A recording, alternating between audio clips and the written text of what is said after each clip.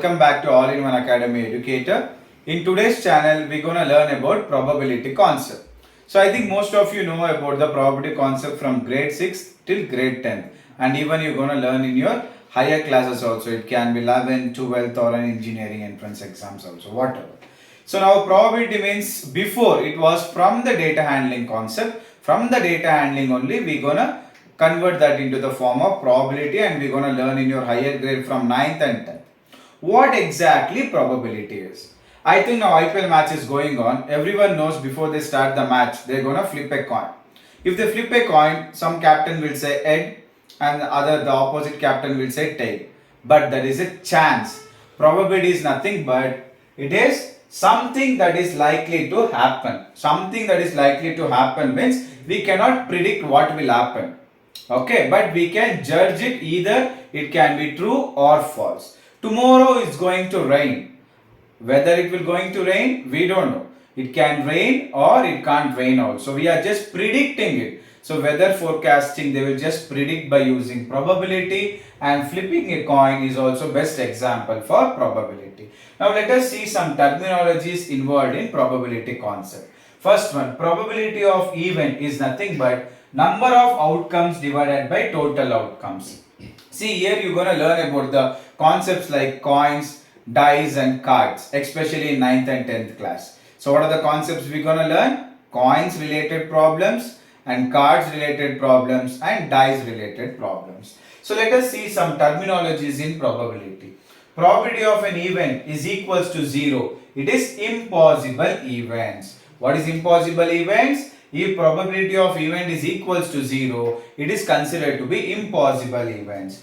Probability of an event, if you get it as 1, it is sure event. In exam, what is the given options for sure event? If there will be 0, 1, minus 1 and whatever the other answers, you have to mark it as 1.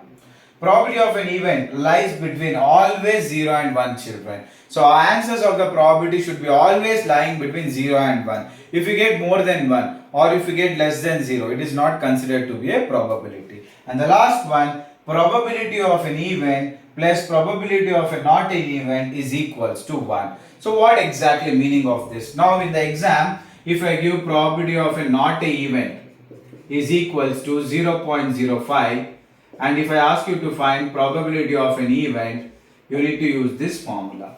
So how to use this? Probability of an event I need to find. Transpose probability of a not event towards the right hand side. Subtract is 1 minus 0.05. What is 1 minus 0.05? The answer will be 0.95.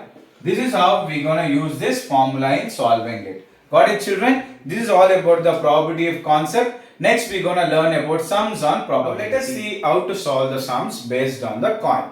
See, coin sums are one of the easiest sums in your exam. But when they use the terminologies like at least and at most, so most of the children will go wrong. Today we are going to learn how to solve the sums on coins. So first thing is, if a coin is tossed once, then what are the sample space we are going to get? The outcomes are 2. That is head and tail. If two coins are tossed, that means 2 times we are tossing a coin, then the outcomes are 4.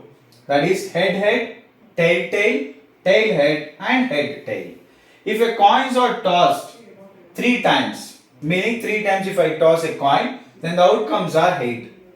Head, head, head, head, head, tail, head, tail, head and so on.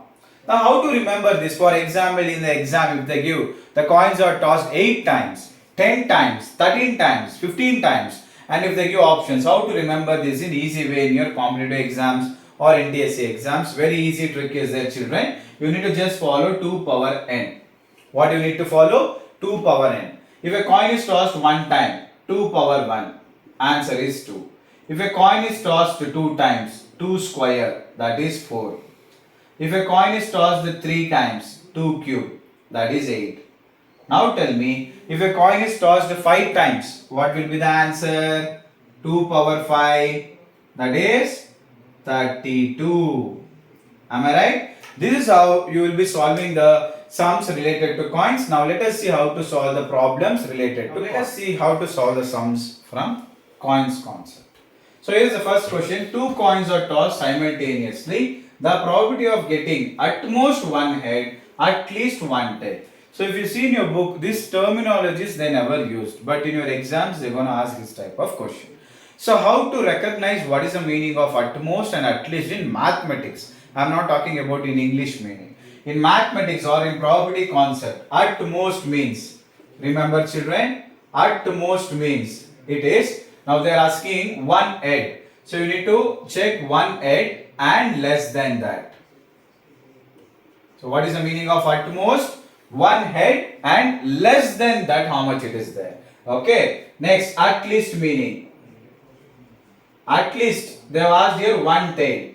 One tail you need to recognize and more than that.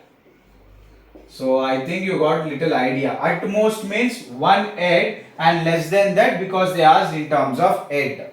And here they asked at least related to tail. So one tail and more than that. So this is all about the concept of at most and at least. Now let us see the first question. They have given head, head, tail, tail, tail, head and tail, head. So these are the sample space they have given for tossing a coin for 2 times. Now here I need to find at most one head. So now probability of at most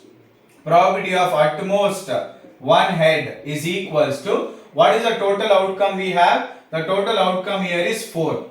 So what is the total outcome we have here? 4. Now I need to find at most one head. Check here what and all we have. One head. One head we can see here 1 and 2. And less than that, that is tail and tail. So my answer is 3/4. Got it children? At most means one head you need to recognize and less than that. Less than that is nothing but tail and tail. Got it? Next, probability of at least one tail.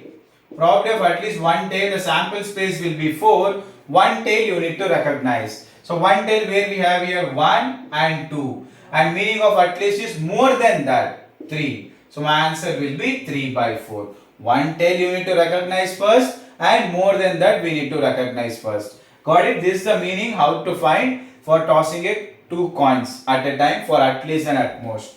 Let us see if a coins are tossed simultaneously, then find the probability of getting at least 2 heads and at most 2. See how to solve numericals from probability concept. Here the first concept we are going to learn is about coins. So what is the first concept we are going to learn? Coins. Here 2 terminologies you have to remember children, that is the at most and at least meaning in probability. At most means it is one head and less than that. If they give tail, one tail and less than that. At least meaning one tail and more than that. If they give head, one head and more than that. So let us see with the help of the numericals. 2 coins are tossed simultaneously. The probability of getting at most one head, at least one tail. First we need to write the sample space. 2 coins means sample space. 2 square, 4 sample space you will get. Head, head, tail, tail, tail, head and head and tail.